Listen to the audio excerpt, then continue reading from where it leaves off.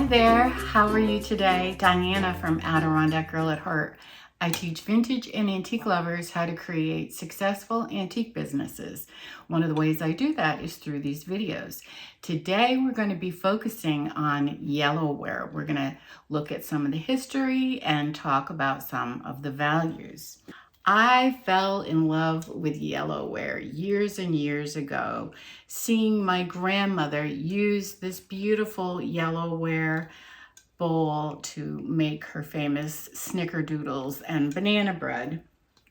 What we have here is an early-ish 1860s to 1900 Yellowware bowl with this white band and the fine brown band, and then this mocha-ish type of decoration right here in the center. This would have been made with a special concoction by dabbing it on with a sponge, and sometimes you'd see spidery dribbles from it off to the side. You can find this kind of decoration in lots of different appearances, but it's usually referred to as mocha. So this has a rolled rim and a little bit of a base here, and like I said, dates to about the 1860s to the 1900s, and it is in really fantastic condition. I inherited it after my grandmother passed. My mother had it, and then my sister passed it on to me, and I would value it at about $100 to $125. Prior to about the 1830s, 1840s, almost all of America's Yellowware came from England. Shortly after that, we found yellow clay available in Pennsylvania, Maryland, and Ohio, and that's where a lot of our Yellowware comes from. Now, one of the ways that you can tell the difference between American and English Yellowware, if it's not marked, which most of it is not marked, is that English Yellowware is often lined with white, with a white glaze, whereas American is not. American Yellowware is not typically lined with a white glaze, whereas English is. That's not a universally true, but it's an indication. It's a place to start. Most collectors of Yellowware don't really care if it came from England or from America. They're looking for pieces to fall in love with. The earliest pieces of Yellowware would have been thrown on a potter's wheel, and you would have seen probably tiny imperfections that would let you know that. Later in the 1800s, pieces began to be made in molds. So the pieces that I'm going to show you today are not quite that old. Most of them, if not all of them, would have been made in a mold. Now, one of the ways that you can get an idea of a date on a piece is through the bands on the bowl. The earliest color of bands that were used on bowls were white, which I just showed you. My grandmother's bowl had the white band, brown, like this example right here, which I just recently picked up for $22. Brown isn't the most popular color, but it's still very collectible, and this bowl should sell for about $50, if not a little bit more. Blue was also a very common color on the earlier bowls. So when you start to see green and maroon and black and pink and light blue, you're usually almost always looking at a newer bowl. An example of that is this Watt mixing bowl. I paid $8.50 for it. It's marked Ovenware USA on the bottom. That's how I know it's Watt, W-A-T-T. And this would date to probably about the 1940s, and is in really great shape. It has some crazing and a little bit of browning on the inside, but other than that, it's really Really, really excellent condition, and it should bring about $40. Another newer bowl is this Robinson Ransbottom Pottery Company bowl. The way that I know that that's who made it is by this embossed crown on the bottom. That's their mark. This dates to about the 1930s. It has this really beautiful molding decoration, the brown and the blue bands. I call this a neck, like a wide neck that it has. And I picked it up for $20. The only condition issue is this, it's not even a hair, well, it's a little bit of a hairline. A little bit of it is going through to the other side, but other than that, really excellent condition, and it should sell for about 60, 65, 70, somewhere in there. So that's a couple of the newer collar bands. I'm gonna just run through some pieces now so that you can see them. Here's a Nappy, an older Nappy. I checked these out. These look like they're going for quite a lot on eBay. I'm not exactly sure why. I do love it. It has a tiny little bit of a hairline right there. Otherwise not marked on the bottom. It is molded, you can tell. It's got these sort of feet right here, and I picked it up for $6. So on eBay, they seem to be going for about $30 or $40. I'm not sure that I could get that at my antique booth, which is where I sell almost all of my Yellowware. That is from my antique booth, which is farmhouse style. Because this seems to be going really high on eBay, I might give it a try there. We'll have to see. Here is an example of a really beautiful molded bowl. Now, when you compare the colors, like say this piece to this piece, you get an idea of the range of the color, right? This is really kind of a buff color, I would call that. And then this is almost mustard, right? So over time, more and more ironstone, the clay used to create ironstone or stoneware, was added to the yellow clay, which made it sturdier, which that's a good thing, but it changed the color and the composition. Those pieces tend to be a little bit heavier. This bowl I picked up for $10 because it has a really big issue down here. It's not just a chip, it actually goes right through. Now, most Yellowware, older Yellowware, I would not recommend actually using. Often the clear glaze that was used on it contained lead.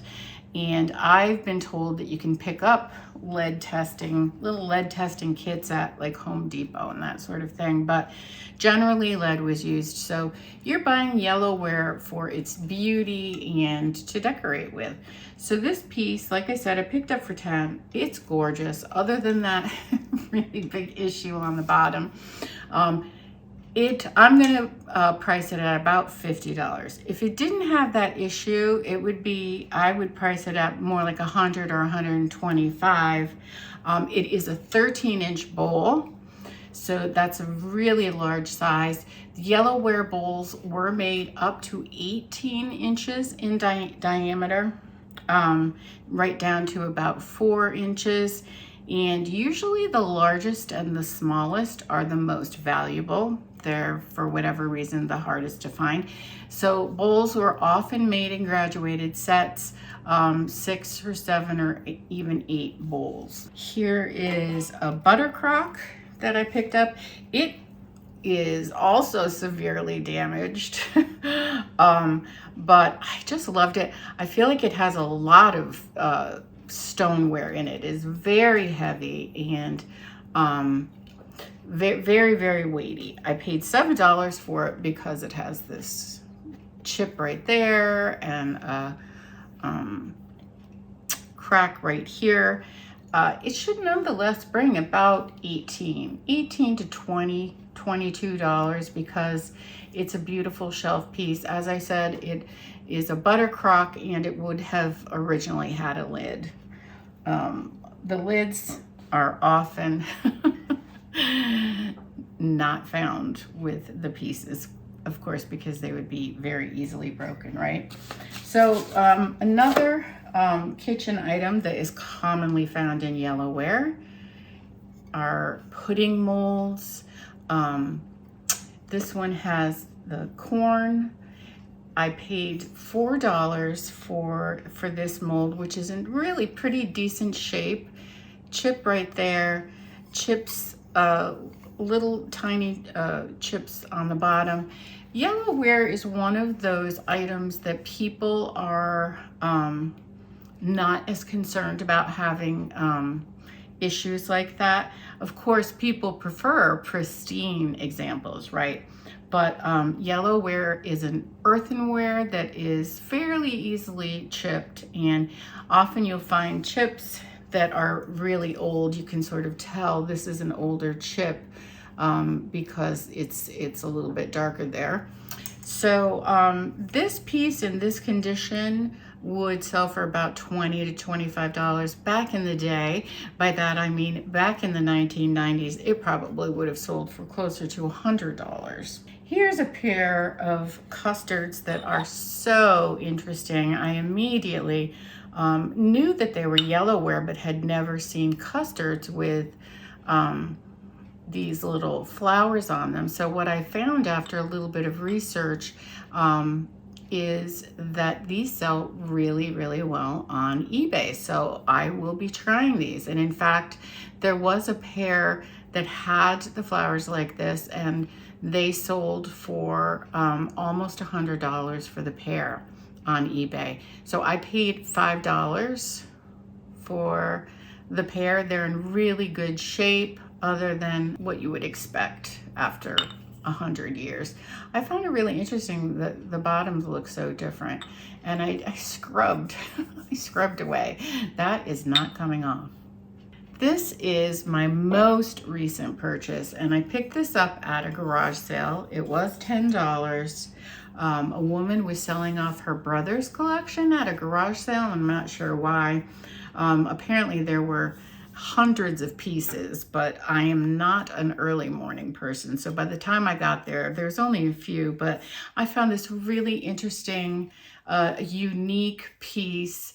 I have never seen that shape before. It isn't marked on the bottom, but I'll let you see what it looks like.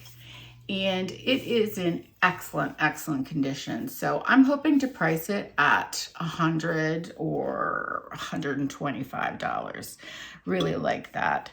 And then this piece, so people are often surprised to find that Yellowware does come in other colors.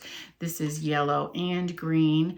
McCoy makes a beautiful picture with a basket weave molded pattern and flowers. I've sold a couple of those. This I think is a little bit older. I'm not sure who it's by. It does have an issue there where some of the glaze has chipped off, but quite a long time ago. I did get it for $12, and it should sell for about $50 to $60. A couple of newer pieces that are very interesting. This is a cheese crock, Win Schuler Restaurants. I have a whole article on my website about cheese crocks. Win Schuler is a restaurant in Michigan. A lot of the cheese products that would be crocked came from Wisconsin, but I think Michigan is right next door. I'm not really good with the geography. Anyway, this would have had a lid, and it dates to the 1960s, about the 1960s, and these are very collectible. I have $15 on this. This is going up to my shop. And you just look at the bottom and you can see that it was yellow clay that was used, right? And has a very Yellowware look to it. It's just newer. I think I picked that one up for $2. And then this I have a real question mark about. I paid $3 for it. It's a Yellowware custard with this really pretty swirl design. I think it's newer because it doesn't have any wear on the bottom right here. And it's perfect, like literally absolutely perfect. No age whatsoever. It has this cobalt blue mark on the bottom that I can't make out at all. So if you are familiar with that mark or with this little custard dish, please leave me a comment and let me know. But in its, at the moment, not knowing what it really is, if I was going to put it in my booth, I would probably price it at about $20 to $25. And then the last piece I want to show you is this mug. Now I showed you this mug. I have a pair of these that I picked up for $1.50. It says 16 on the bottom, and that's it. And like I said, in England, often the interior is white. These are, I would call these barrel-shaped mugs, and we'll price them at about $15 to $20 each. But I picked up this mug in England. We lived in England for a couple of years.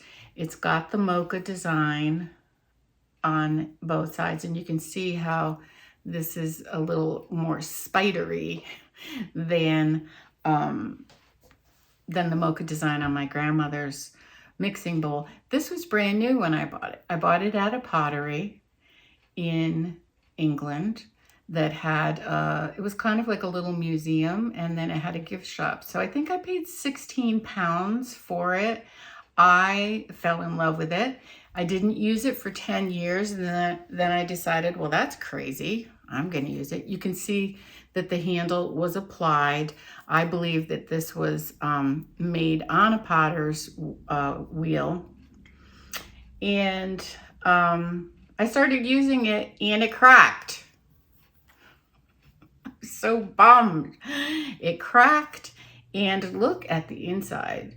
So it looks really genuine and old, but it's not. So it's easy to be fooled. Now, the mark on the bottom is, I'm not even sure what that is. SB. I think that's SB. It's like a little Chinese, you know, how their art is marked with the little square red initials. So that gives you an idea that it's newer, because that's not a known mark, right? So if I were going to sell it, which I'm not because I love it, I would price it probably at about $25 to $30, indicating, of course, that it's a newer piece. Before I sign off, I want to mention a couple of guidebooks that I really like. These are by Lisa McAllister, and they have wonderful illustrations and lots of historical information that I think is really valuable. And so I just like to recommend them. I have been able to pick these up out at flea markets and that sort of thing for just a couple of dollars. I think if you looked for them online, they would probably be more than that. Originally, they were about, well, this older one from 1996 was $17, and then this is from 2003, and it dates to, or it cost $20 originally. But in any event, I do recommend these. There are oftentimes you will come across guides that just give you sort of what are often seem like random values. Hers are rather high, but the information, the historical information that and identification information is really, really great. And so I recommend them. So I think you've seen everything that I have. I hope I've answered a lot of your questions about Yellowware. They are wonderful, homey pieces to decorate, especially if you love farmhouse style. I hope you'll come back and watch some more videos. Leave me a thumbs up, leave a comment, subscribe. That would be so appreciated. And as always, happy hunting.